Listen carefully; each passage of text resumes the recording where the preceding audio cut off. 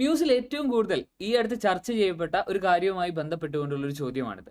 Which country has recent filed a case against Israel at the International Court of Justice accusing it of genocide? അതായത് ഇസ്രായേലിനെ ജനോസൈഡിനെ accuse ചെയ്തുകൊണ്ട് International Court of Justice, അതായത് അന്താരാഷ്ട്ര നീതിന്യായ കോടതിയിൽ കേസ് ഫയൽ ചെയ്ത രാജ്യം ഏതാണ് എന്നതാണ് ചോദ്യം. നമുക്കറിയാം സൗത്ത് ആഫ്രിക്കയാണ് ഇങ്ങനെ ഒരു കേസ് ഫയൽ ചെയ്തിട്ടുള്ളത്, അല്ലേ? അപ്പോൾ ഇന്റർനാഷണൽ കോർട്ട് ഓഫ് ജസ്റ്റിസിനെ കുറിച്ച് നമ്മൾ പറയുമ്പോൾ നമ്മൾ അറിഞ്ഞിരിക്കേണ്ട കുറച്ച് കാര്യങ്ങളുണ്ട്.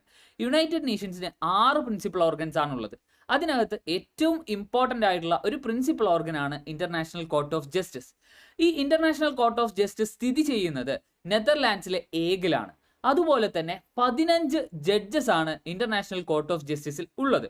ഈ 15 ജഡ്ജസിൽ ഒരു വ്യക്തി ഇന്ത്യക്കാരനായിട്ടുള്ള ഒരു ജൂറിസ്റ്റ് ആണ്.